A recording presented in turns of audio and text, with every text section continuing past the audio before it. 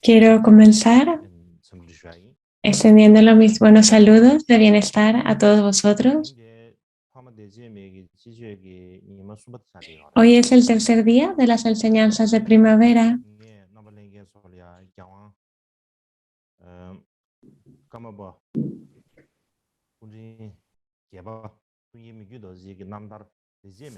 Y estamos estudiando la biografía de Mikio Dorje llamada Acciones Virtuosas. Ayer vimos la 10ª estrofa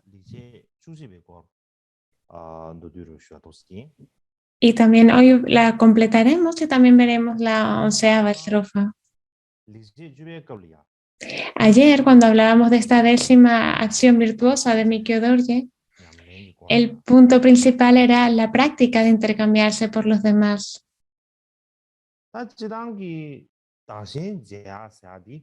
En general, el intercambio por los demás, según muchas personas, solamente es una práctica del Mahayana, solamente, y no tiene nada que ver con nuestra vida cotidiana.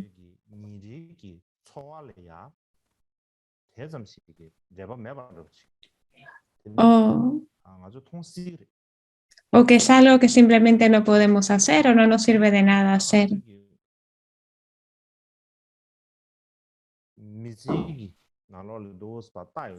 Pero si examinamos nuestra vida cotidiana, las situaciones de nuestra vida cotidiana, en relación a nuestros padres, en relación a nuestra pareja o compañeros de vida, amigos, todas estas personas que queremos de corazón,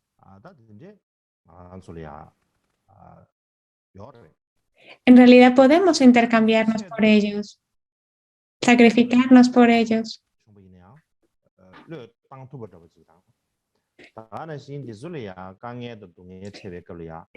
Y cuando nos encontramos con dificultades, podemos pensar, mejor yo que ellos, es decir, mejor que me ocurra a mí a que le ocurra a ellos. Y también cuando les ocurre algo a ellos, pues deseamos asumir estas dificultades sobre nosotros. Y justamente esto es la práctica de intercambiarse con los demás. Sin embargo, lo que cambia es la amplitud del enfoque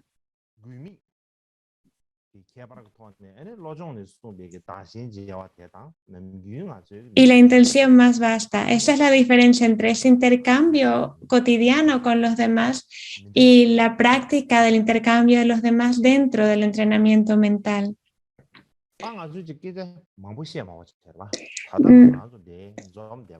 No hace falta que nos extendamos con muchos ejemplos. Podemos pensar ahora mismo que estamos reunidos aquí.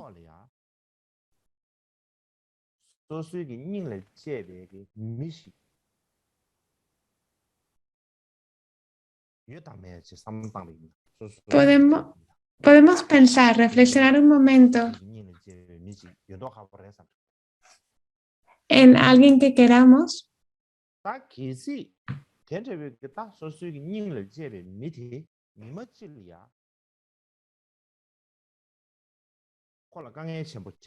y si esa persona a la que tanto queremos un día le ocurre una catástrofe, le ocurre algo, alguna desgracia, nosotros lo vamos a experimentar con esa persona, es decir, vamos a estar sufriendo también. Vamos a sufrir junto con ella.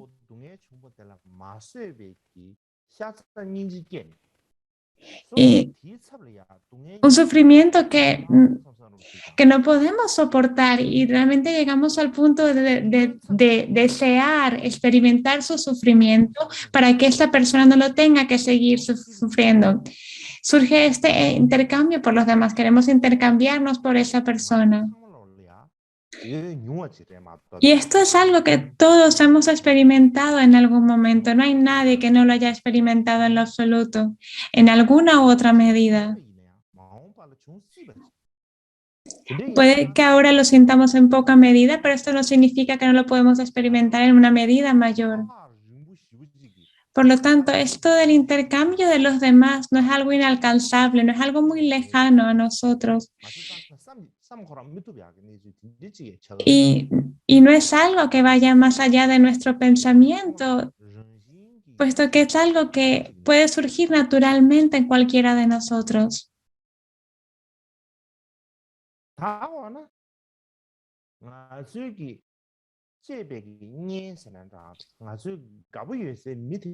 Sin embargo, esto es algo que sentimos hacia las personas que nos agradan, hacia nuestras personas cercanas.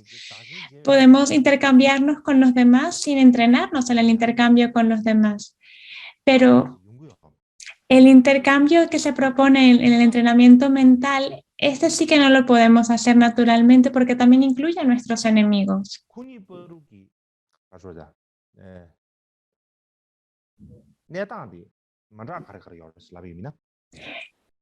La diferencia entre entre el entrenamiento mental es el enfoque que es más amplio, la intención que es más vasta.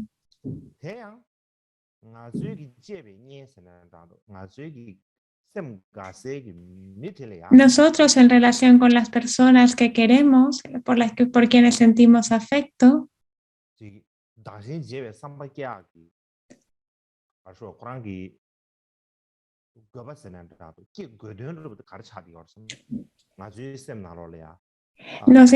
nos podemos intercambiar con la otra persona porque queremos que la otra persona sea feliz. Tenemos esta esperanza, este deseo de que la otra persona sea feliz y hacemos lo que sea necesario para que esta persona sea feliz. Nos surge este deseo de que la otra persona sea feliz y por eso nos intercambiamos con ella o deseamos intercambiarnos con ella. Pero desde la perspectiva de la práctica del entrenamiento mental, lo que se propone es intercambiarnos con todos los seres, no solamente con nuestros allegados, sino con absolutamente todos los seres, el desear que absolutamente todos los seres sean felices. Hemos de tener esa intención y ese deseo de que todos los seres tengan felices.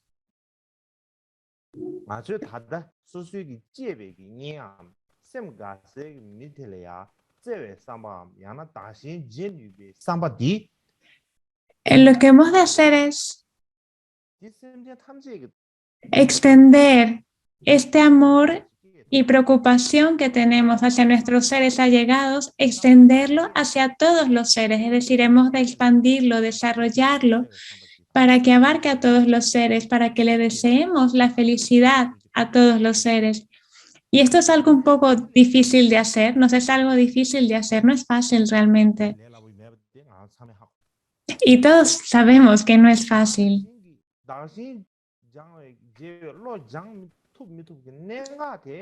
El punto crucial de si nos podemos entrenar o no, de hacer ese entrenamiento mental o no, es esto, de si podemos sentir el mismo amor hacia todos los seres que sentimos por nuestros allegados. Ese es el punto crucial.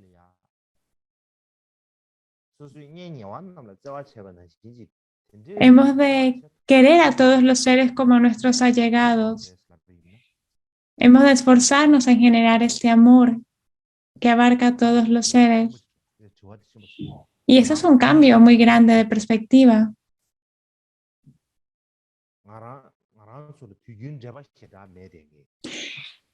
En general, con las personas que no conocemos, con las que no tenemos conexión, ¿cómo hacer surgir el amor hacia ellos? No es fácil. Imaginaos con los enemigos, con la gente que nos ha hecho daño. con la gente que nos tiene odio. Se pueden llamar enemigos o adversarios. Con estas personas, cuando sufren o tienen dificultades, el pensar, uy, pudiese yo experimentar este sufrimiento en lugar de ellos, pues es muy difícil pensar de esa manera en relación con nuestros adversarios.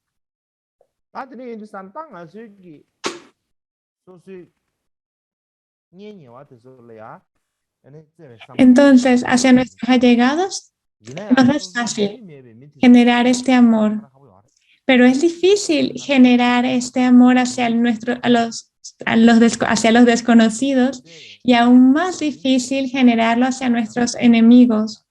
Es muy difícil realmente. Y el punto crucial de todo esto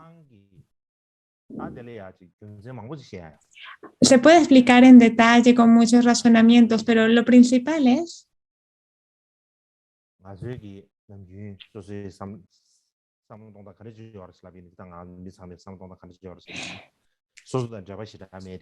usualmente pensamos que las personas con las que no tenemos mucha conexión, que no conocemos,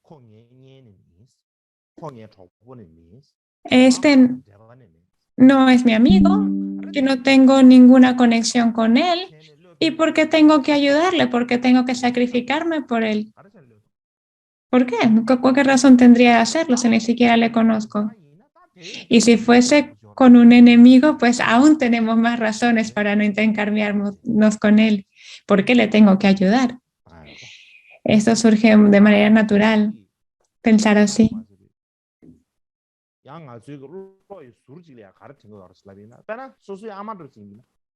Pero si fuese nuestra madre, tenemos esta noción de que nuestra madre es importante.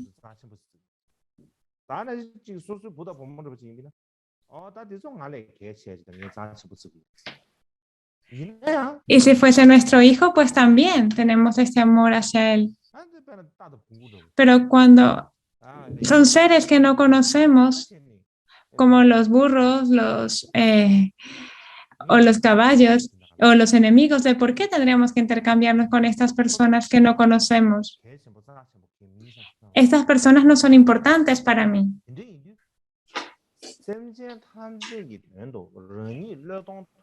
Realmente, poder entregarnos a todos los seres, poder sacrificarnos por todos los seres, depende de si los podemos llegar a apreciar o no.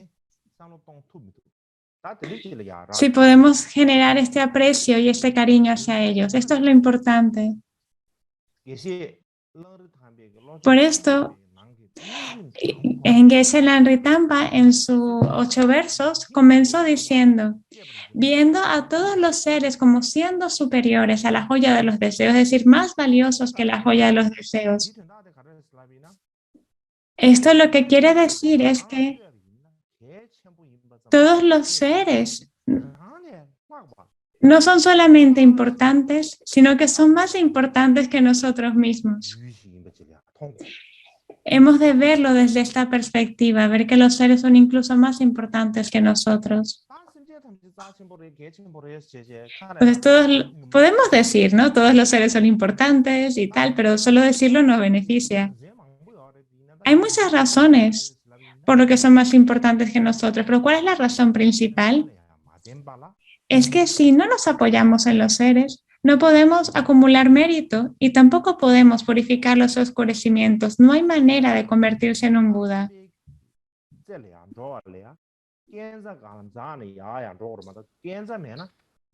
Por lo menos si queremos llegar a un piso elevado, depende o no de si hay una escalera o no. Lo mismo con los seres. Realmente los seres son la fuente para nosotros convertirse en un Buda. Y por lo tanto son de extrema importancia.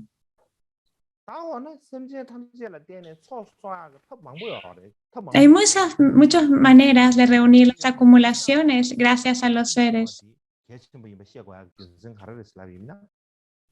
Pero, ¿por qué intercambiarse por los demás es tan importante?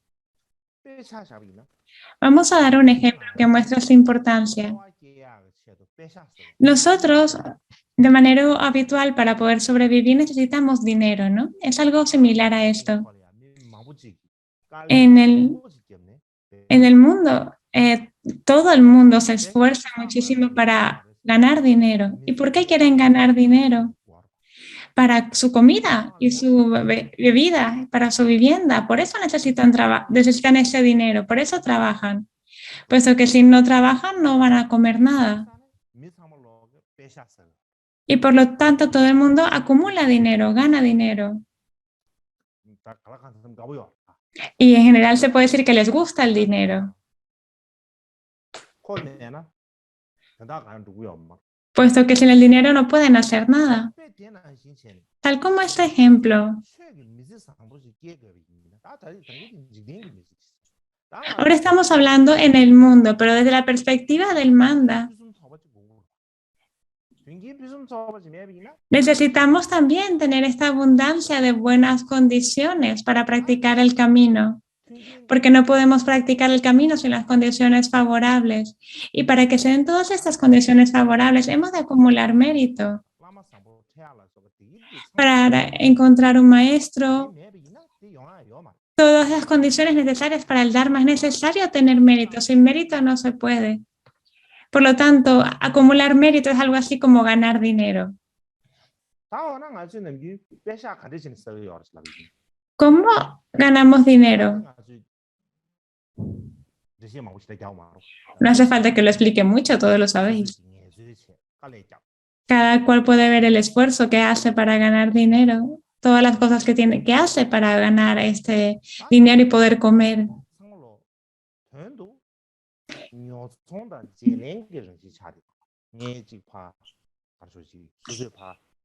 Todo los negocios que se hacen es para ganar dinero, es decir, nosotros nos trabajamos y a cambio recibimos dinero. El dinero es como el capital principal para obtener todo. También cuando practicamos, el capital principal sería el mérito, ¿no? El mérito es como nuestro dinero que nos permite obtener todo lo necesario. ¿Y cómo acumular mérito? Es similar a trabajar. Hemos de hacer este intercambio con todos los seres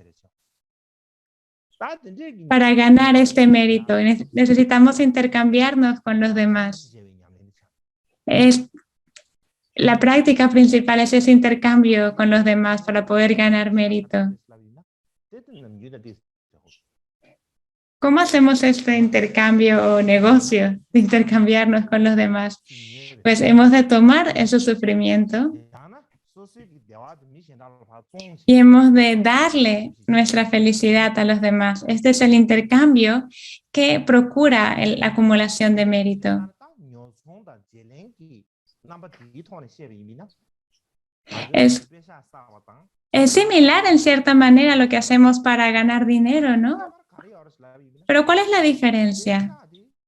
Que con el dinero solamente podemos conseguir cosas materiales.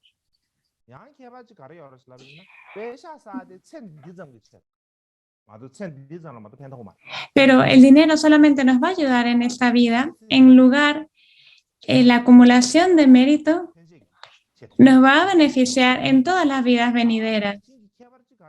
Esta es una gran diferencia. Otra diferencia es que nosotros cuando trabajamos para ganar dinero,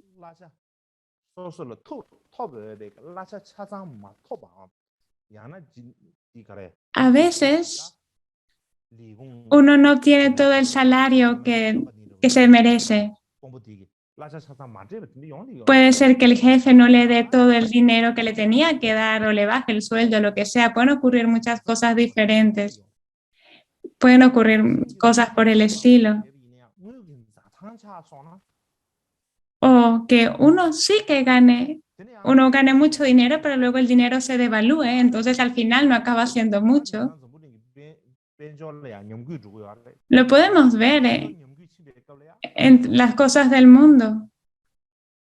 la economía del mundo, en todos los problemas que tiene la economía del mundo. Pero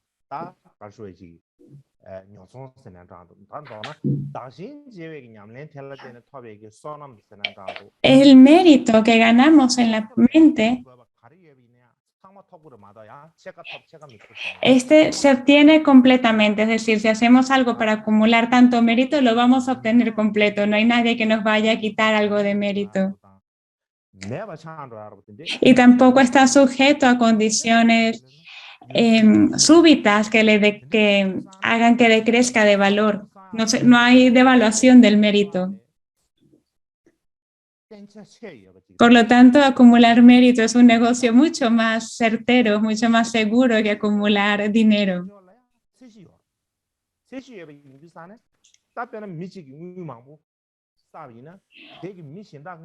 Por ejemplo, también si una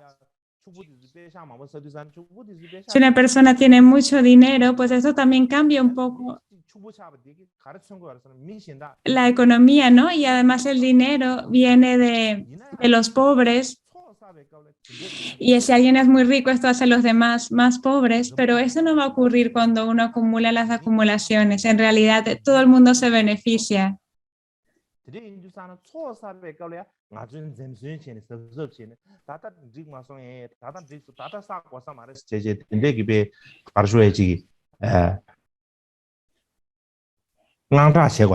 Y tampoco hay límite al mérito que podemos acumular. Sí que nos hemos de esforzar en todo lo que podamos en acumular mérito.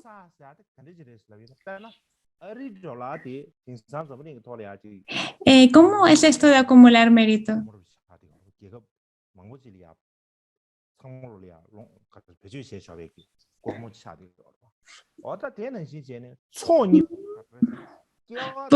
Podemos pensar en las dos acumulaciones como como la moneda que nos puede ayudar en esta vida y en todas las demás vidas. No es como el dinero que si vas a otro país tienes que hacer un cambio monetario, esto no existe. Entonces, ¿qué hacemos acumulando dinero en lugar de estar acumulando mérito?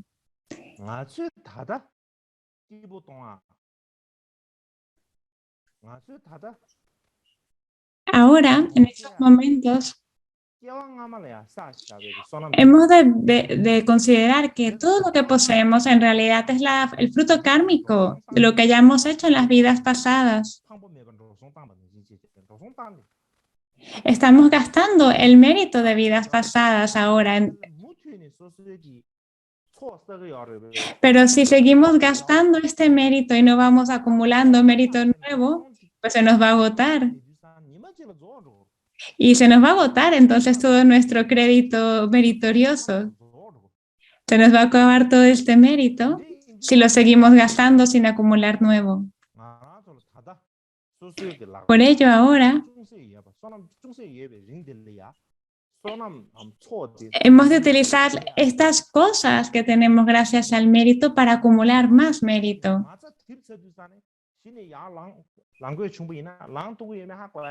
Porque si simplemente las gastamos y no las aprovechamos para acumular más mérito, pues se nos van a agotar. Hemos de invertirlas. Hemos de hacer que aumenten y no que se desvanezcan. Hemos de hacer además que ganen intereses, ¿no? Por lo tanto, hemos de acumular todo el mérito que podamos con las buenas condiciones que tenemos ahora. Cuando se escucha la palabra inversión, pues las personas quedan interesadas porque piensan, uy, voy a ganar mucho dinero, voy a poder hacer una buena inversión.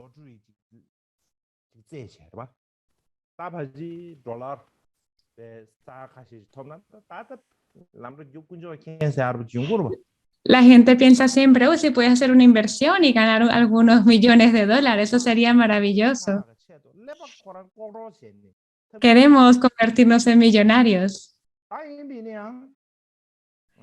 gente que se esfuerza en todo lo posible para ganar mucho dinero, pasa por grandes dificultades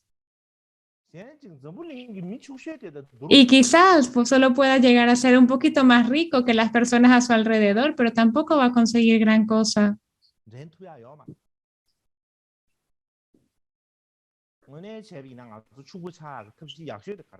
En realidad, el mejor modo para convertirse en alguien rico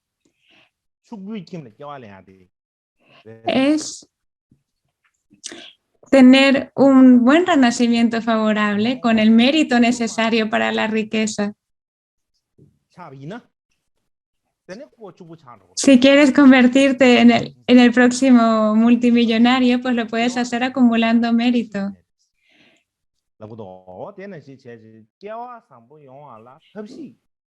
¿Y cómo obtener este buen renacimiento? Pues solamente hay un medio para hacerlo, acumular mérito. Si uno acumula el mérito necesario, pues se puede obtener todo lo que desea. No hay nada que no se pueda obtener gracias al mérito. Sin embargo,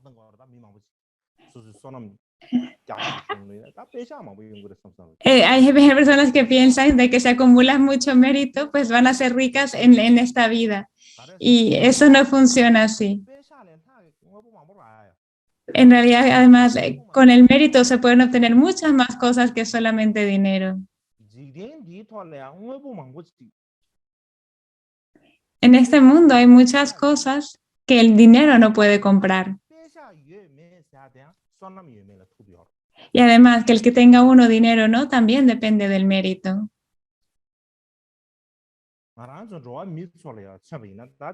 Nosotros pensamos que el dinero es importante, pero si pensamos en términos más vastos, como todos los mundos y todos los universos, pues ahí el dinero igual no es lo importante. Pero el poder de la acumulación de mérito abarca todo el espacio. Es decir, el mérito beneficia a través de todo el espacio a todos los seres.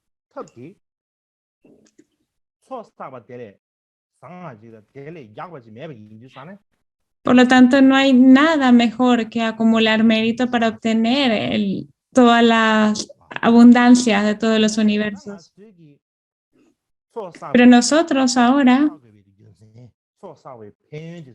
no comprendemos las causas, las condiciones y la importancia de acumular mérito. Y por lo tanto pensamos que acumular mérito no es muy importante y no nos esforzamos en ello.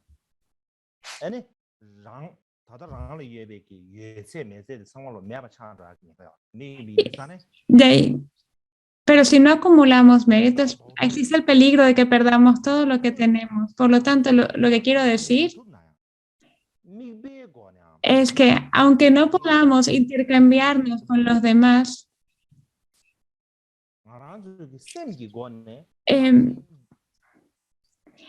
podemos hacerlo con nuestra mente, generar esta intención, aunque no podamos hacerlo realmente.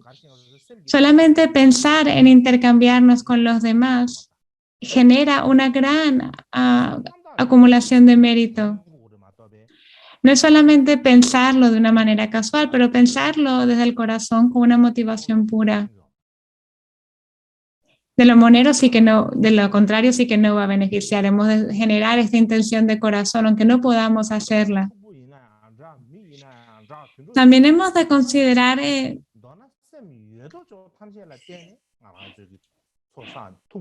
hemos de ver que todos los seres, es gracias a todos los seres que podemos acumular las acumulaciones, completar las acumulaciones. Todas las personas que vemos, todas las personas que escuchamos, cualquier ser.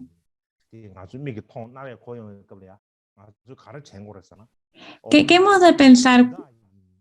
Pues este ser es mi benefactor. Este ser que veo, del que oigo hablar o que escucho es mi benefactor, porque me permite acumular mérito. Realmente me está beneficiando. Así es como hemos de pensar en ellos.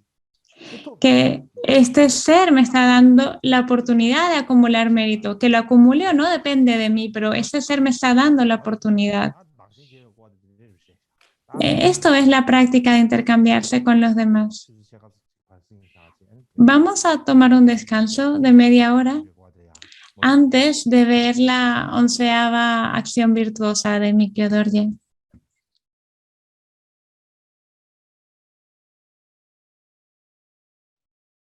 Ahora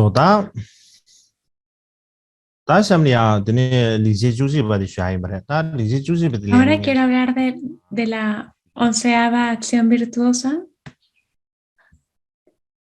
y para ello quiero mostraros el verso o la estrofa.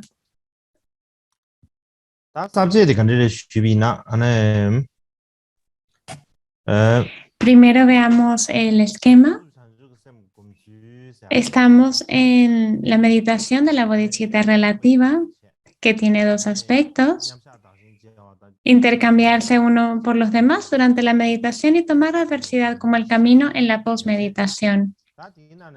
Entre estas dos, hoy estamos en la segunda, en tomar la adversidad como camino en la posmeditación.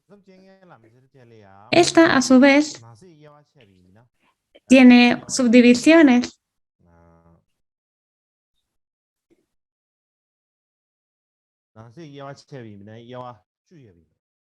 Y tiene 10 subdivisiones. Estas son, primero, que el tomar el agotamiento de las posesiones como el camino, tomar el daño como el camino, tomar la palabra como el camino, tomar las palabras placenteras como el camino, tomar el sufrimiento como el camino y tomar la felicidad y el beneficio como camino.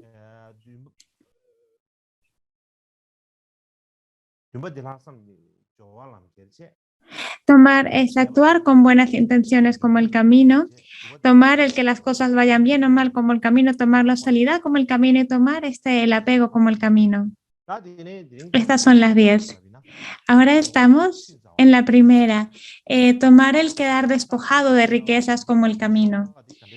La estrofa que le corresponde es: ofrecí a los seres lo que tenía, sin aferramiento. Cuando me atacaron con malicia por ello, pensé, eso purifica mis actos negativos.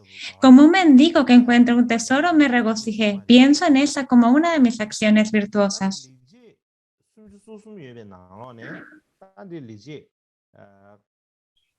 Entre las 33 acciones virtuosas, esta es la 11ª de esta autobiografía.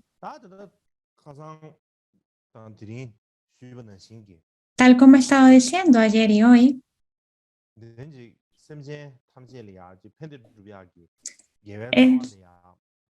esta intención de desear beneficiar a todos los seres, de cultivar raíces de virtud para poder beneficiarlas. Hay seres con mentes incivilizadas que quieren evitar que uno realice obstáculos positivos y como actos de generosidad. Y quieren hacer impuras intenciones positivas como generosas y demás. Y al respecto, por ejemplo, le decían a Mikyo Dorje, la generosidad y la disciplina como estas no se convertirán en el camino de la gran iluminación. Ese no es el camino Mahayana.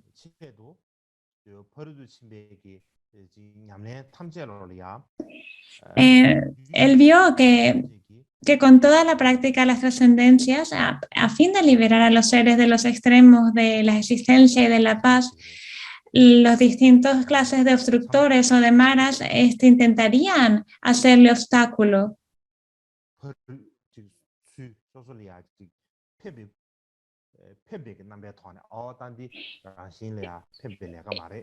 Y le dirían, no, este no es un trabajo que te ayude a ti o a los demás, como si le quisieran dar un buen consejo.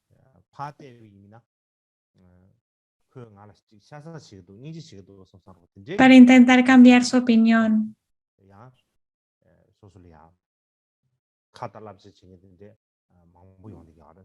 Y eso se le ocurrió muchísimo a mi Kyodor y a personas que le decían de esa manera. Hablamos de los maras o los demonios, pero esos no son los seres con cuernos y colmillos, no necesariamente, sino quienes nos obstaculizan nuestra práctica del Dharma. Pueden que sean bien personas humanas o no humanas, sea lo que sean, estos serían los obstáculos, los maras. Cuando esto ocurre, ¿qué es lo que tenemos que hacer? Hemos de enfocar nuestra mente, tener determinación y pensar, me están intentando engañar, me están enseñando el camino equivocado. No me están indicando el camino auténtico. Hemos de pensar esto con certeza y darnos cuenta también que esta persona que nos obstaculiza, nos intenta engañar, pero que no tenemos que enfadarnos. Lo que hemos de pensar es que este ser, desde tiempos sin principio en el samsara, ha acumulado mal karma y ahora piensa que tiene que crear obstáculos para nuestro buen cometido de la iluminación. Pero si sus planes funcionan, pues también en el futuro va a experimentar una maduración kármica terrible. Realmente, si se cumpliese lo que esta persona desea, es decir, si se cumpliese este impedimento a nuestro camino, esta persona va a sufrir en el futuro como fruto de su maduración kármica. Así que pensando en uno mismo y pensando en la otra persona, hemos de seguir desarrollando antídotos más fuertes que antes. Tener una... Y esto será de beneficio para uno y para los demás. A veces cuando surgen obstáculos, uno piensa, oh, ahora tengo un obstáculo, no lo podré sobrepasar. Pero no, uno no se ha de agotar, uno ha de plantarle cara a los obstáculos y fortalecer los antídotos aún más que antes para poder sobrellevarlos.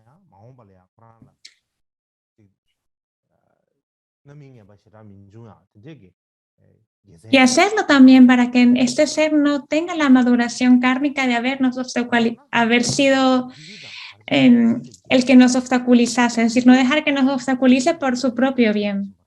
Y esto es importante. Aplicarnos con diligencia para salir victorioso a la batalla con los maras. ¿Y cómo podemos hacer esto?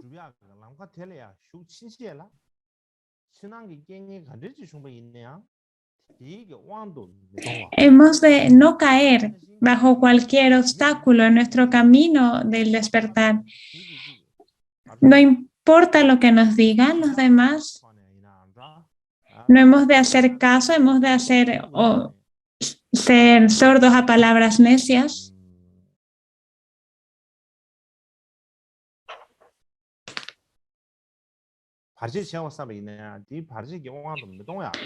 Y hemos de evitar caer bajo la influencia de ese obstáculo. Hemos de tener valor y confianza para poder hacer esto. Hemos de mantenernos estables como las profundidades del gran océano. Y esto es importante. Y así los obstáculos no nos podrán hacer daño.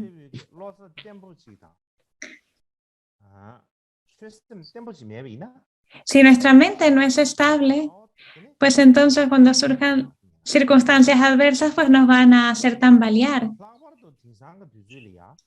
En particular, en esta época degenerada, los budas y los bodhisattvas han abandonado sus propias necesidades y han venido al mundo para realizar el bien de los seres. Hay muchos que lo han hecho de esta manera, pero como es una época degenerada y debido a que los seres tienen emociones perturbadoras muy fuertes y un gran karma negativo, Entonces, estos budas y bodhisattvas no pueden cumplir esta intención que tenían o lo ven muy difícil desarrollar una vasta actividad.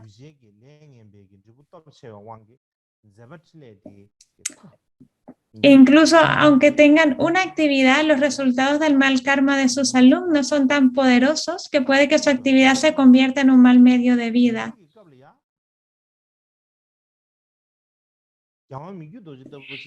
Esto ocurría mucho en la época de Mikyo Dorje.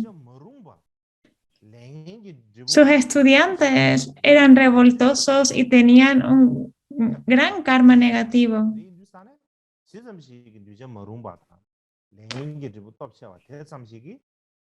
Pero Mikyo Dorje fue capaz de beneficiarles a estos estudiantes revoltosos y con mal karma.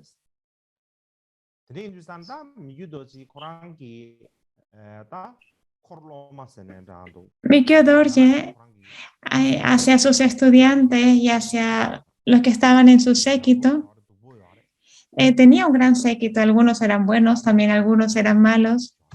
En realidad la mayoría eran malos o tenían fuertes negatividades.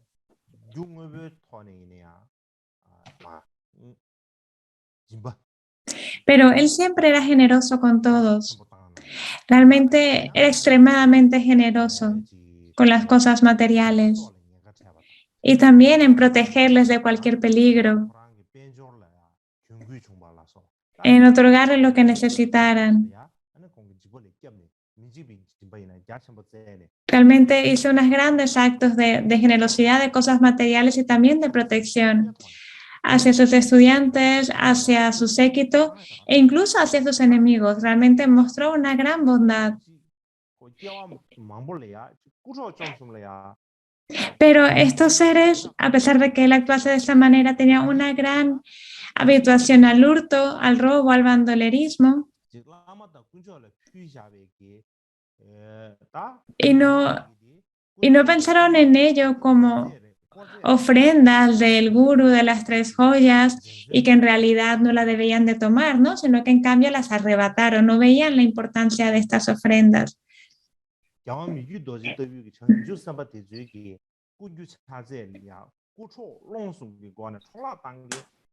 Hubo muchos que se enfadaron con Mikyo Dorje y le robaron las cosas.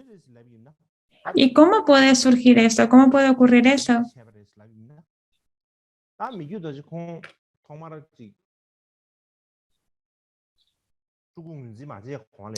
Mikyo Dorje, incluso antes de que fuese reconocido como el Karmapa,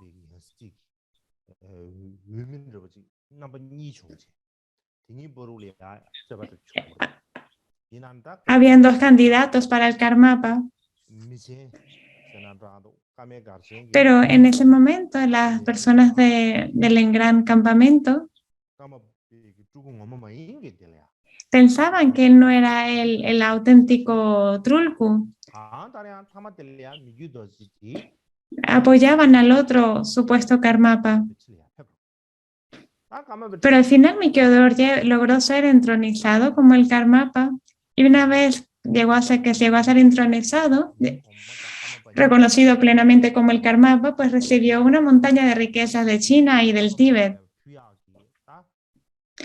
pero no tenía apego a ninguna de ellas.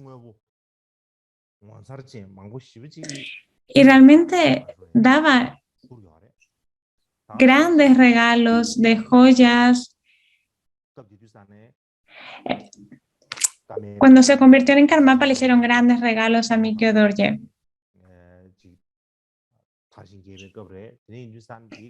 En ese momento realmente el campamento de los Karmapas tenía mucha majestuosidad, tenía una gran abundancia de riquezas. Y las personas sí hacían ofrendas maravillosas a Mikyo Dorje. Pero en ese momento Mikyo Dorje no tenía apegos a estas posesiones y estas posesiones se las regalaba a sus estudiantes y a las personas de su entorno. Realmente de una manera muy vasta. Daba miles de ladrillos de té o de bolsas de té. Son este té que es muy compacto, entonces se le dice ladrillos de té. Y dio miles y miles de ellos. También dio como 4 o 5 mulas cargadas de oro y plata y otros animales de carga, caballos, ganado. A, a todo el mundo le dio una gran cantidad de ofrendas, repartió todas estas ofrendas.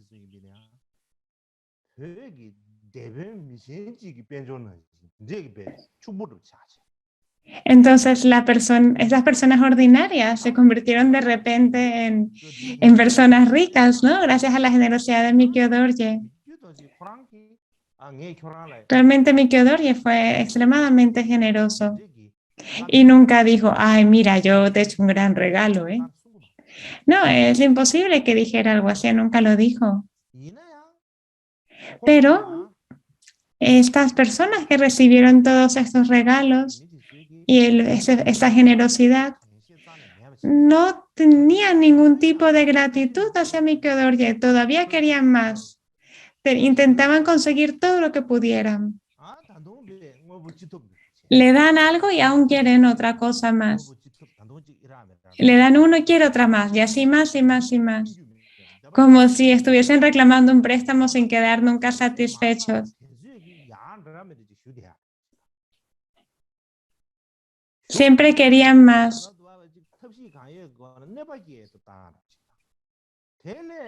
Y no solamente no tenían gratitud, sino que utilizaban las cosas que les dieran para causar daño.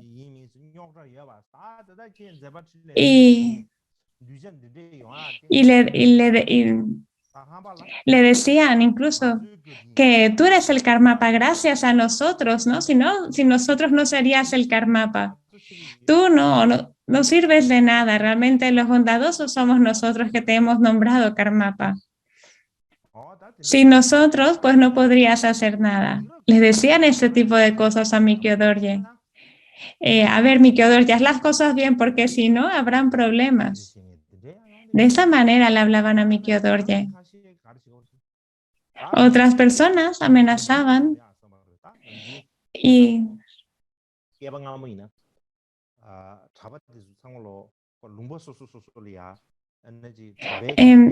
en los tiempos de antaño,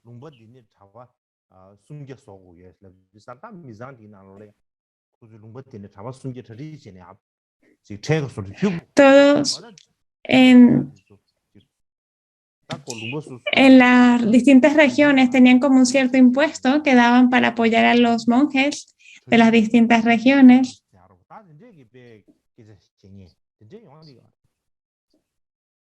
Y entonces le amenazaban diciéndole, mira, ya no vamos a dejar que lleguen estos impuestos de los monjes al campamento.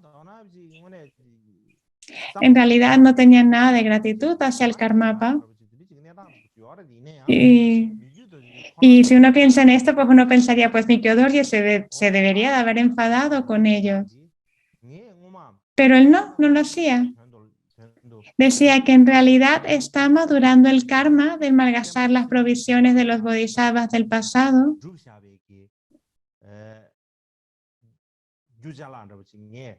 Y por eso ahora desperdician mis provisiones. Por eso es que los demás me hacen daño ahora, por mi karma negativo del pasado. Es mi maduración kármica. Entonces, ahora, ¿para qué voy a estarles persiguiendo y viendo a ver dónde pararon estas provisiones? Que ahora estarán por todo el Tíbet.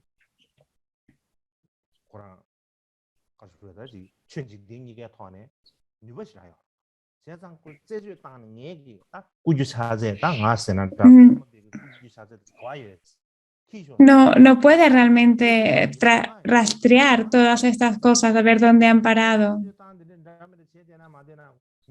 Bueno, Hubiese podido hacerlo porque era el Karmapa y realmente tenía el poder de hacerlo, pero no tenía ni el más mínimo interés. ¿Para qué buscar todas estas cosas? En cambio, si simplemente permanezco con indiferencia, dejando que hagan lo que hagan, pues será más beneficioso, porque realmente no podría domar a estos seres simplemente persiguiéndolos para averiguar dónde han parado estas cosas. Realmente nunca les criticó, nunca habló mal de ellos y tampoco se vanaglorió él mismo diciendo, oh, he sido tan generoso y les he protegido tanto. Realmente cuando la gente le devolvió su ayuda con daño, vio que si les volvía a ayudar, si continuaba ayudándoles, eso sería un gran tesoro de resultados virtuosos y tendría un gran beneficio.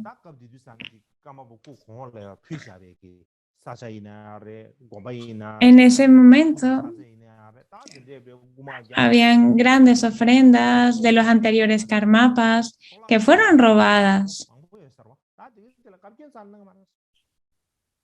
Simplemente las personas cogían todo lo que podían y él en realidad no hizo nada al respecto. Simplemente les siguió cuidando con el mismo cariño y amor que antes. Y cuando hablaba con ellos, lo hacía de una manera muy relajada. Incluso la manera que los miraba a los ojos, siempre los miraba bien.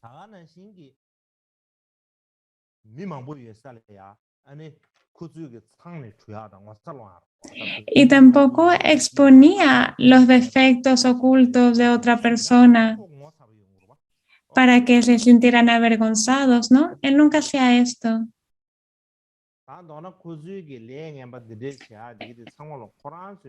Él comprendía que esto ocurría porque sus corrientes mentales, su ser no había sido domado.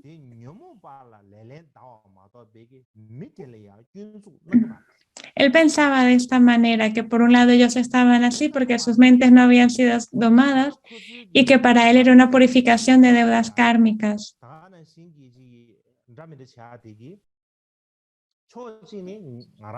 Y veía, ¿no?, que realmente cuando las personas robaban sus posesiones y demás, pues esto era una buena oportunidad para purificar sus deudas kármicas desde tiempos sin principio.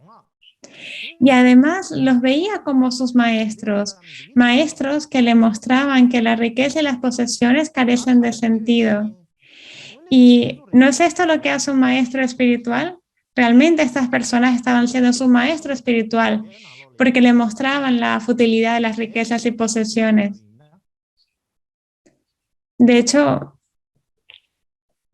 eh, hay una cita que dijo el mismo Mikio de Orje donde hablaba de esto justamente.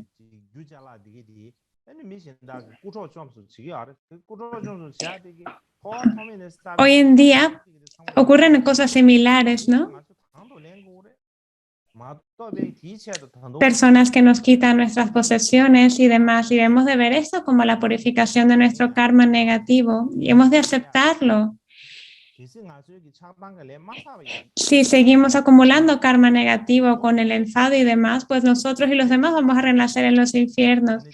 Pero si tomamos esto como una ayuda en el camino del despertar, pues no hay mejor método para acumular karma y purificar los oscurecimientos y por lo tanto para obtener la budeidad. Esto lo dijo Mikyo Dorje.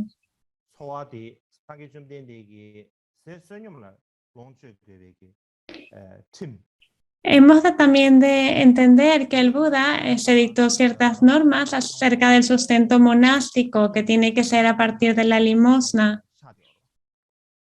y que por lo tanto tendrían que verse como mendigos. Sin embargo, hay una diferencia entre un mendigo y un monje. ¿Cuál es esta diferencia? Que los monjes obtienen su comida y ropa y demás a partir de personas que las ofrecen con fe. Esta es la distinción. Estas riquezas, alimentos, posesiones que les ofrecen a los monjes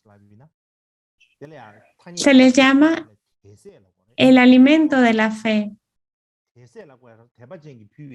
porque ha sido ofrecido a través de la fe y la confianza.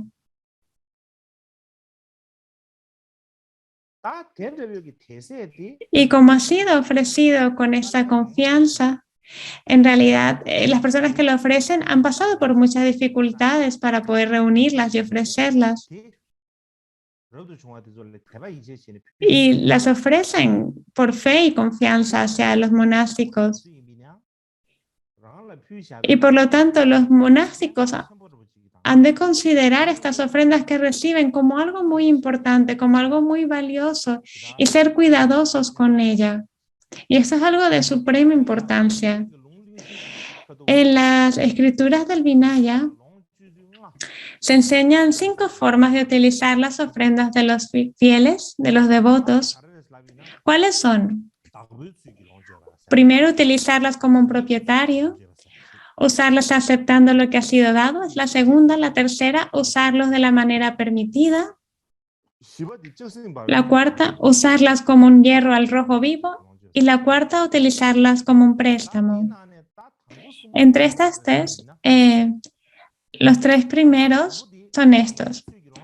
La primera, utilizarlas como el propietario, es para los arhas que están más allá del aprendizaje. Tenemos a los seres que se están adiestrando y ya los que no se adiestran. Los arhas que ya no se adiestran, es decir, que ya están más allá del adiestramiento, los pueden utilizar como un propietario, como si fuesen sus propias cosas. Pueden hacerlo de esta manera, es permisible. Cuando uno utiliza sus cosas propias, pues los hace de una manera natural, pues ellos lo pueden hacer así. Los que están en la corriente, los que han entrado en la corriente y aún se siguen adiestrando, las utilizan aceptando lo que se les da. Por ejemplo, uno no es el dueño de estas cosas, pero el dueño nos las ha dado y nosotros las podemos usar, pero no somos los dueños. De esta manera las utilizan. Y los individuos ordinarios, pero que tienen disciplina y se esfuerzan en la virtud, que los que se esfuerzan en la virtud son los que se esfuerzan en la meditación y en la recitación, en las prácticas también de Shiné y demás. Ellos los pueden utilizar de la manera permitida. Pero estos individuos ordinarios con disciplina y que se esfuerzan en la virtud. Por ejemplo, uno no es el dueño de las cosas, pero el dueño te deja utilizarlas. Te permite utilizarlas. Entonces, las puedes utilizar estas ofrendas de esa manera, no considerándote el dueño, pero decir que es permisible utilizarlas. Y creo que esto es importante que lo entendamos.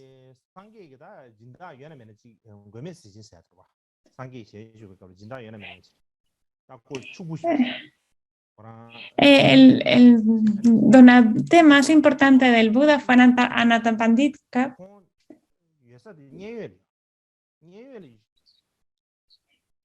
Él vivía en Sravasti e invitó al Buda y a su entorno a ir para allá, para Sravasti. Él tenía muchas telas para hacer ropajes y hábitos y pensó, he de darle esto a los monjes, a los bhikshus. Y fue a este parque de Jeta Grove y quería invitar al Buda. Preparó todo para la venida del Buda y invitó a sus familiares, a sus amigos, a todos, diciendo, voy a invitar al Buda, voy a ofrecerle toda la comida. Y los invitó. Cuando los invitó, el Buda, ¿qué le dijo a Anathapindika? Anathapindika le preguntó al Buda,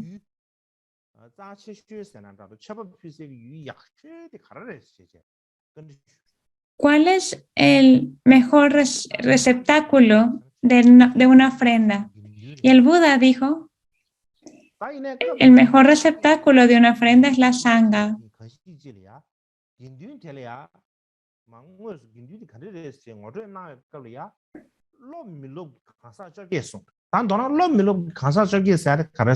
Eh, y cuando hablaba de los distintos tipos de individuos, de los que están en el aprendizaje, de los que no están en el aprendizaje,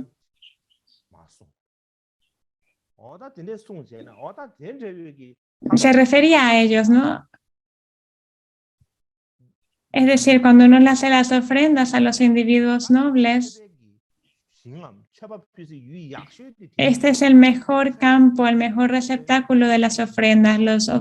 Los nobles, los que ya se han adiestrado, se están adiestrando. Y sobre todo los que ya se han adiestrado, pues porque ofrecerles algo a ellos, pues recibirán un gran resultado. Y Anathapindita se alegró muchísimo porque sabía a quién hacerle las ofrendas.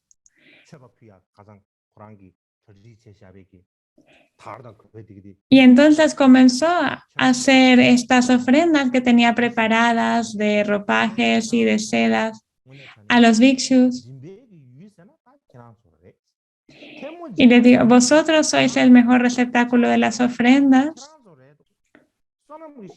Sois dignos de postración, de homenaje. Sois el mejor campo de mérito.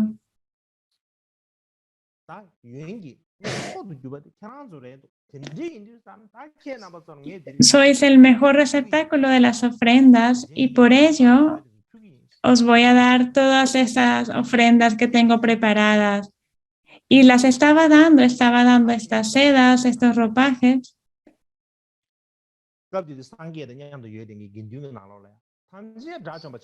Pero en ese momento, no todos los monjes de la sangha habían sido capaces de abandonar las aflicciones. Habían algunos que eran arjas, otros que realmente estaban en el camino, pero otros que realmente eran solamente seres ordinarios con grandes aflicciones.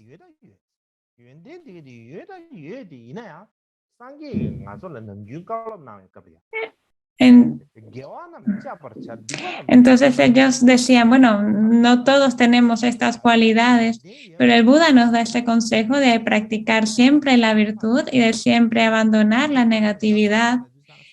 Y además nos dice que hemos de hacer esto, pero que en realidad hemos de esconder nuestras cualidades y mostrar nuestros defectos, ¿no? Pero entonces se encontraban en el problema de que si ahora acepto estas ofrendas, pues entonces estoy diciendo que soy alguien que tiene cualidades y que puede tomar las ofrendas. Entonces resulta que los arjas eran los que no tomaban las ofrendas. Los mejores receptáculos de las ofrendas no las querían tomar porque no querían decir que tenían cualidades. Entonces fue con otros que habían abandonado bastante las aflicciones, pero no del todo. Y ellos le decían, no, nosotros todavía tenemos muchas aflicciones. No somos realmente receptáculos apropiados, ¿no? Y no aceptaban las ofrendas porque sabían que tenían oscurecimientos. Y los únicos que les quedaron eran los monjes ordinarios. Que no habían eliminado las aflicciones. Y ellos decían, pero no, que ni siquiera hemos comenzado a eliminar las aflicciones. ¿Cómo podríamos tomar esas aflicciones? Y tampoco las aceptaron. Y al final no quedó ningún monje que aceptara sus ofrendas. Y entonces Anathapindika se sintió muy triste porque nadie le aceptó las ofrendas. Y decía, oh no, los bhikshus no aceptaron mis ofrendas. No aceptaron mi generosidad. Les hago una ofrenda y no me la aceptan. Y entonces me quedo sin mérito. Y cuando pensaba de esta manera, realmente se volvió muy pálido. estaba muy triste, completamente pálido, y el Buda estaba ahí, le estaba viendo y le preguntó a Nanda, Nanda, ¿qué pasa aquí? Y Anathapindika está haciendo estas ofrendas porque los bhikshus no las aceptan.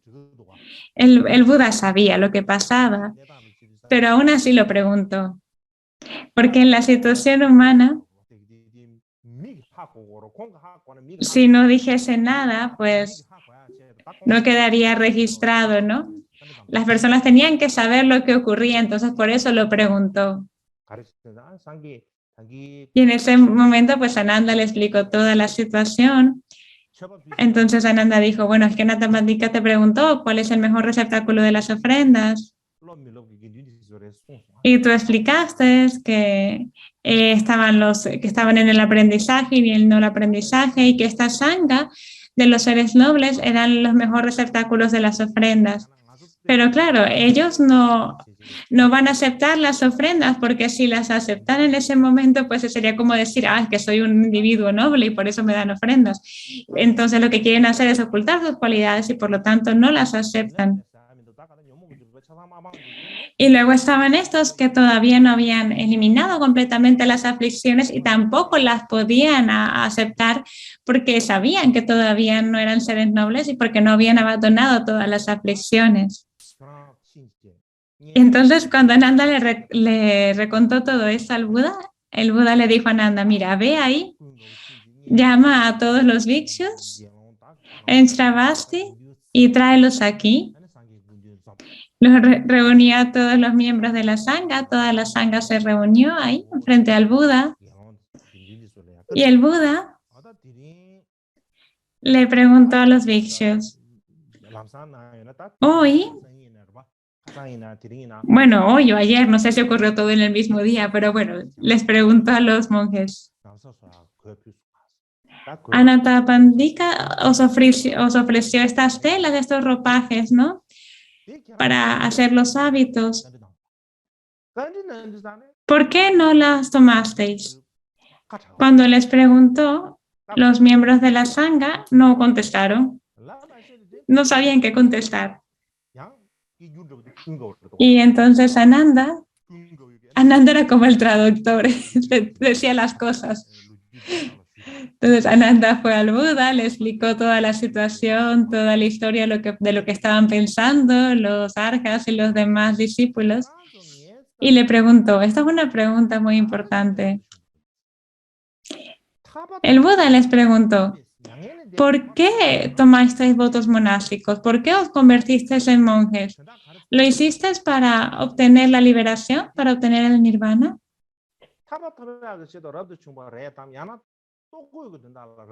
Sí, la razón para tomar la ordenación, para que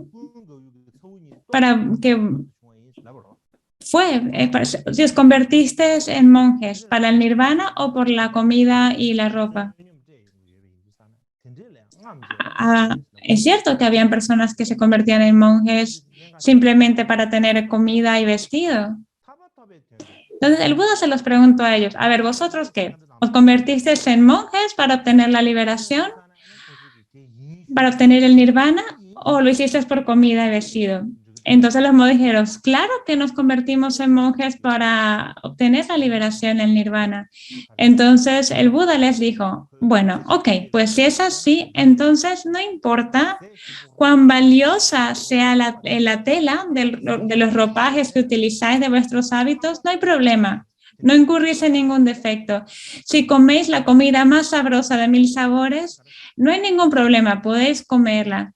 Si os toca quedaros en una mansión con muchos niveles, pues no hay ningún problema. Mientras no os hayáis convertido en monjes por la comida y el vestido, sino que seáis monjes para la liberación, para obtener la liberación, entonces es completamente admisible que disfrutéis de todo esto. Si os hubieses convertido en monjes por la comida y el vestido, pues no sería apropiado. Pero puesto que lo habéis hecho para el nirvana, pues tenéis que aceptar estas ofrendas, porque estas ofrendas, al aceptarlas, permiten acumular mérito al donante. Y esto es muy importante.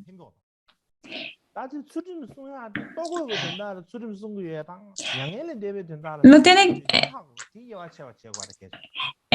es decir, que solamente no es necesario mantener la disciplina. La pregunta es, ¿por qué estás manteniendo la disciplina? ¿Para tener comida y vestido o para obtener el nirvana? El punto de obtener la disciplina es para obtener la liberación y el nirvana. Pero si lo haces para obtener comida y vestido, pues entonces no eres un receptáculo propicio de las ofrendas. Si lo haces a fin de obtener el nirvana, pues puedes aceptar las ofrendas, no hay ningún problema.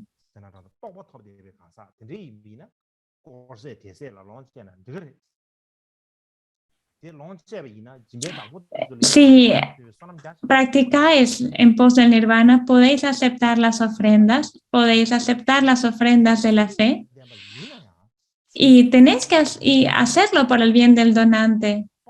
Pero solamente tener disciplina en sí no es necesario. También tenéis que esforzaros en la meditación y en el estudio, en la recitación. No vale solamente tener disciplina y permanecer perezoso todo el día sin hacer nada. Si realmente te estás esforzando en la meditación, en la recitación, además de mantener la disciplina, eso es lo importante, porque si no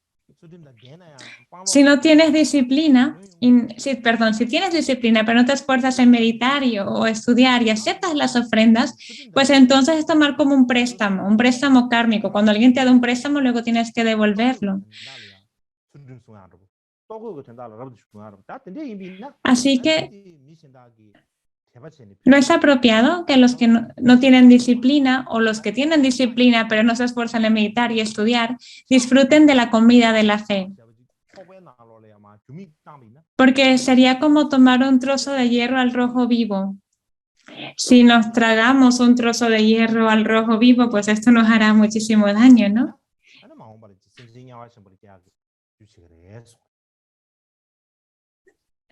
Así que si no eres alguien con cualidad y aceptas esta comida de la fe, pues eso te va a dar daño a ti mismo, te causará renacer en los infiernos.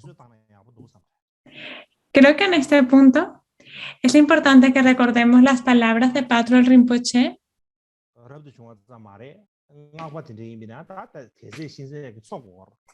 que son válidas, ya seamos monjes o no, seamos monjas o monjes o practicantes laicos.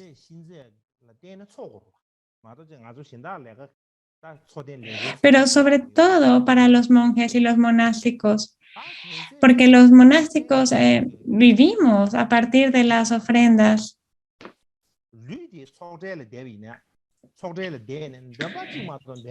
Entonces, si estamos en la puya, por ejemplo, y no estamos recitando el texto,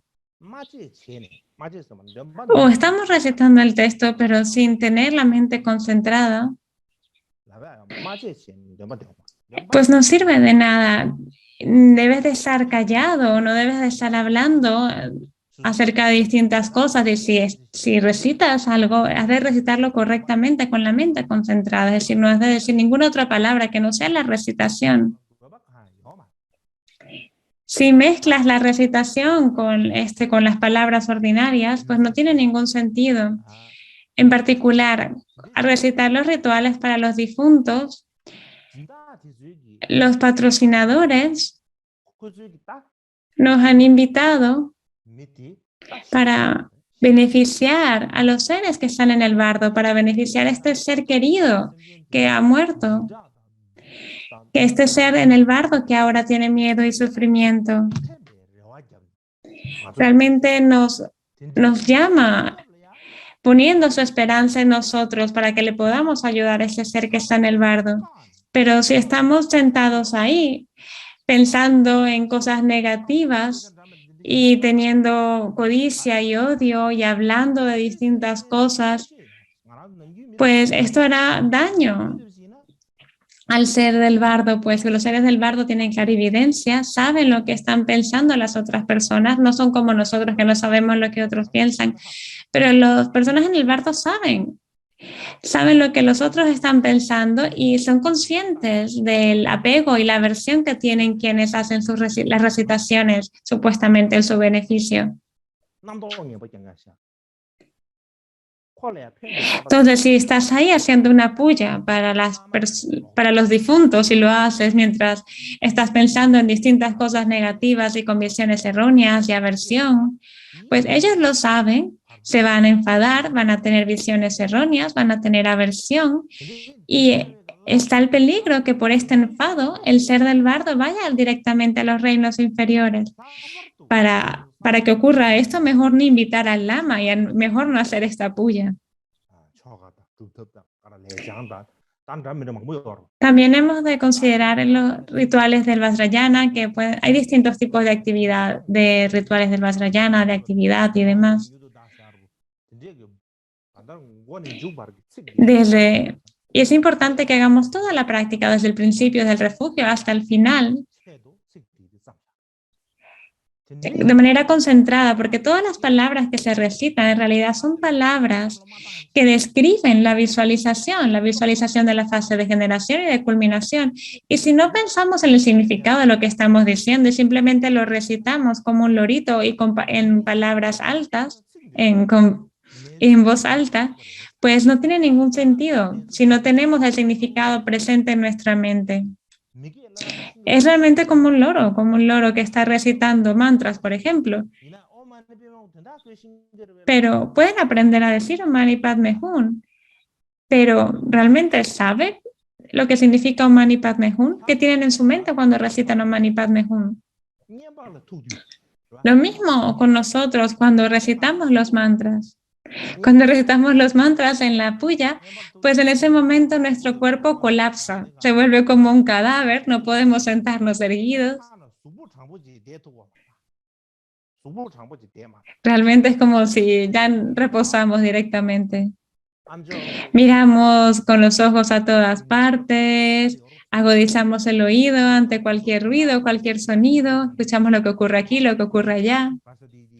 Incluso nos ponemos a hablar en una cháchara ociosa sin sentido. Como, uy, ¿viste esa película de ayer? Y esto mientras supuestamente teníamos que recitar mantras. Y movemos nuestros malas tan rápido como si estuviésemos persiguiendo cabras y ovejas.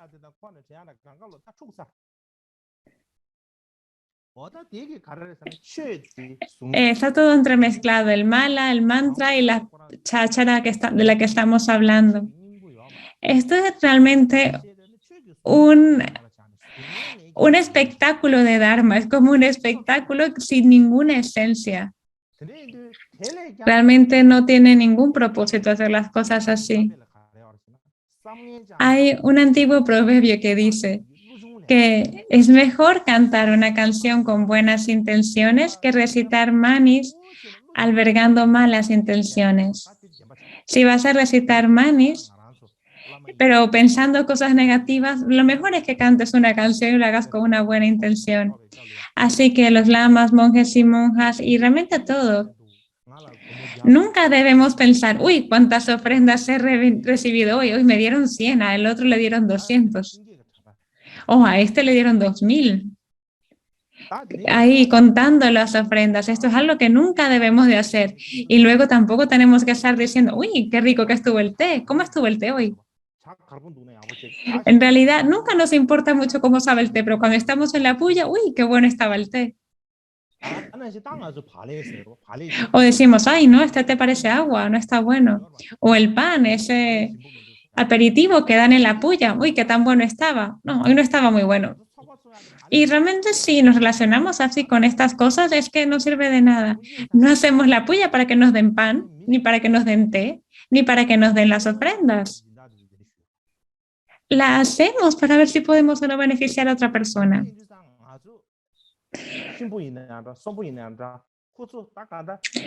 Entonces, bien si hacemos la puya para alguien que esté con vida o algún fallecido, esa persona realmente está en una situación difícil, están enfrentando desgracia, han puesto sus esperanzas en nosotros, nos consideran un refugio, realmente tienen todas sus esperanzas en nosotros y si las desperdiciamos, no estaría bien si les engañamos.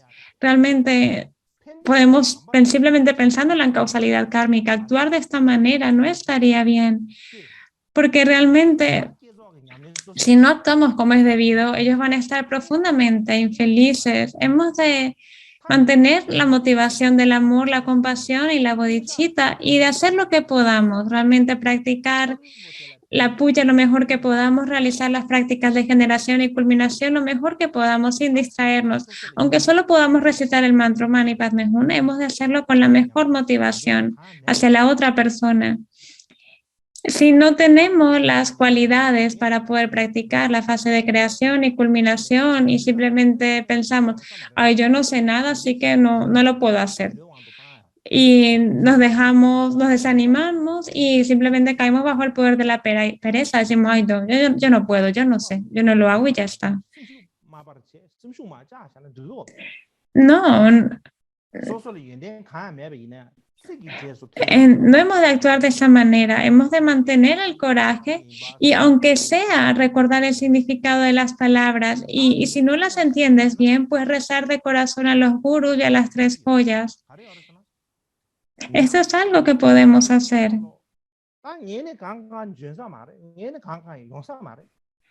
Puede ser que no sepamos nada, que no entendamos nada, pero podemos rezar a las tres joyas de los gurús. Por favor, vosotros, cuidad compasivamente a los seres. Cuando hacemos esta súplica, esta plegaria a las tres joyas desde el fondo de nuestro corazón, por su compasión, por la compasión de las tres joyas, puesto que son fuentes de refugio y puesto que el poder de la causa y efecto es infalible, realmente los beneficios serán ilimitados. Esto traerá beneficio al fallecido o a la persona que está enfermo pidiendo la puya. Y esto lo podemos hacer. Y al respecto quiero comentar una historia. Creo que si os cuento la historia, os quedará claro esto. Esta historia ocurrió probablemente en la época del 15º Karmapa. En el monasterio de Surpo había un monje. Bueno, había muchos monjes, pero obviamente la historia es de un monje en particular. Y este monje no era muy listo y era extremadamente perezoso.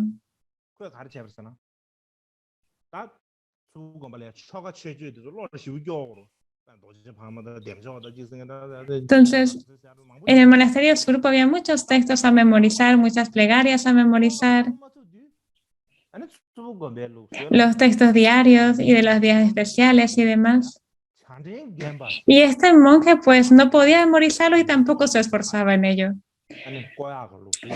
En ese momento, en Surpo, estaba la costumbre de convertir a los monjes sin educación en servidores de té y en los servidores de té principales. Así que él fue el servidor de té principal.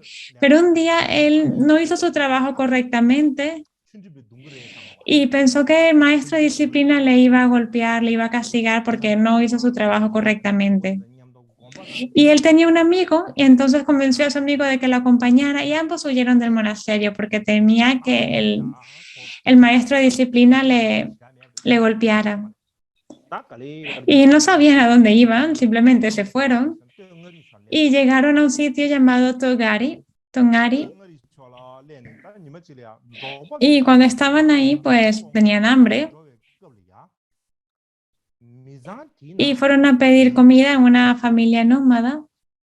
Y ocurrió que por casualidad en ese momento un miembro de la familia había muerto y la familia al verlo supo que eran monjes de Surpo y los invitó a entrar, ¿no? Porque pensó, pues, un monje de Surpo deben ser muy eruditos y muy sabios y les pidió que hicieran powa por el difunto.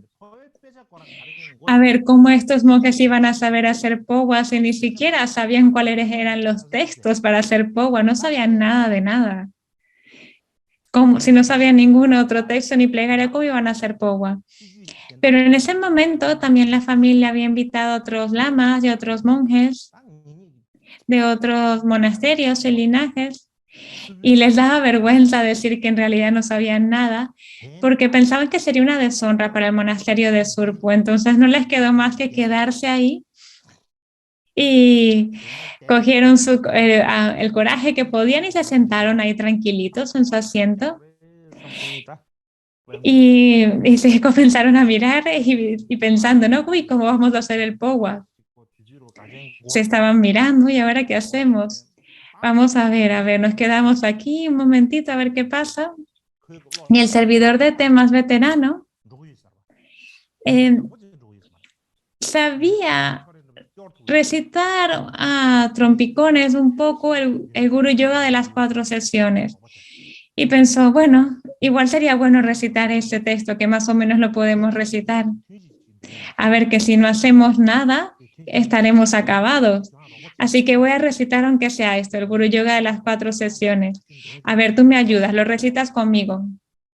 Sí, sí, dijeron que sí, sí, sí, vamos a hacer esto, lo recitamos entre los dos lo mejor que podamos. Pero claro, todo el mundo les estaba viendo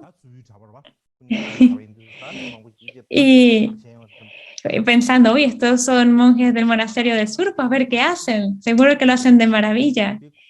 Entonces, al ver esta situación en la que se encontraban de todo el mundo mirándoles, pues les entró un poco el pánico.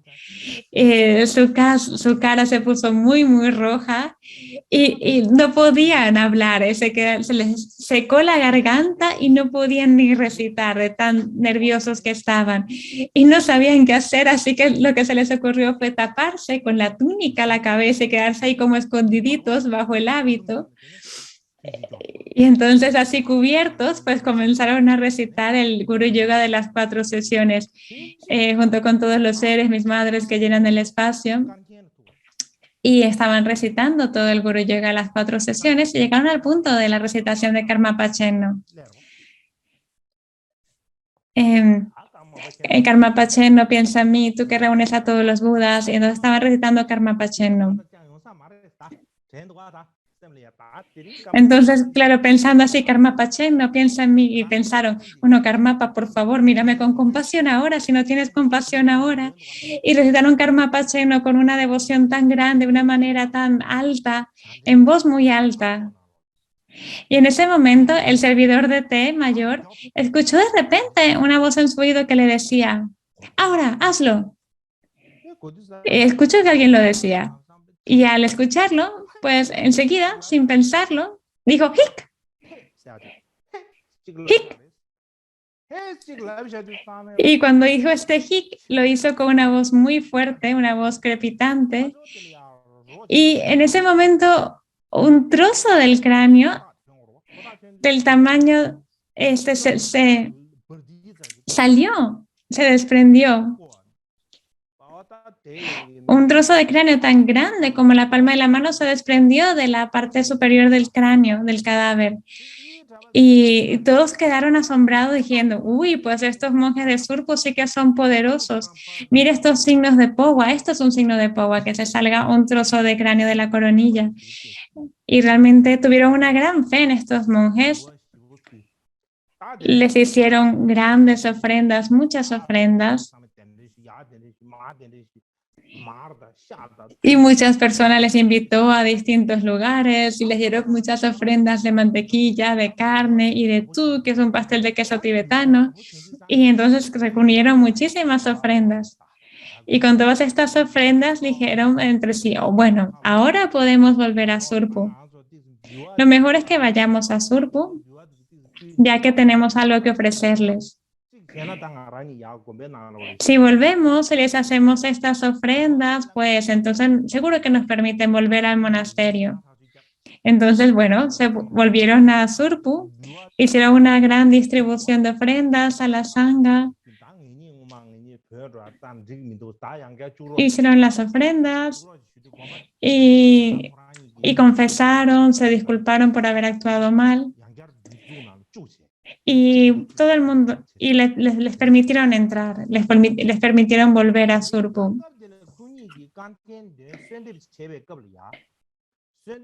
En ese momento, cuando estaban recitando el Guru Yoga de las 4 sesiones, Kakyab Dorje les escuchó a ellos recitar el Guru Yoga y les escuchó recitar el Karma Pachenno particularmente. No estoy tan seguro de que haya sido Kakyab Dorje, creo que sí, si no fue otro de los Karmapas. Y la razón de por qué digo esto es que aunque uno no tenga ninguna cualidad o ninguna habilidad, si uno hace plegarias de corazón a los gurus y a las tres joyas con intenciones puras, con un pensamiento puro, pues uno podrá beneficiar, será beneficioso. Entonces hemos de simplemente esforzarnos y hacer las cosas lo mejor que podamos. Y esto es muy importante. Hay quienes se preocupan tanto por la causa y efecto del karma que se niegan a hacer incluso cualquier dedicación o aspiración en nombre de los vivos o difuntos porque no quieren tener nada que ver con las ofrendas, porque saben que si no se aceptan de la manera apropiada pueden tener retribuciones negativas. Entonces se niegan completamente a hacer cualquier dedicación y a tomar cualquier ofrenda, pero esto es muy extremo. Es como si dejaran de trabajar incluso en su propio beneficio. Entonces, hemos de pensar que incluso aunque no sepamos hacer las cosas y no tengamos ninguna capacidad o ninguna habilidad, gracias a las bendiciones del linaje y de los gurús, podemos ser de algún beneficio si tenemos una motivación pura y una gran fe en los maestros del linaje.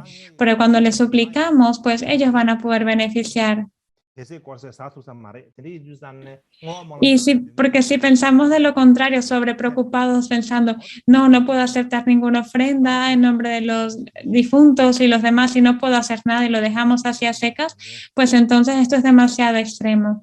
Así son las cosas. Ahora vamos a recitar la plegaria de dedicación.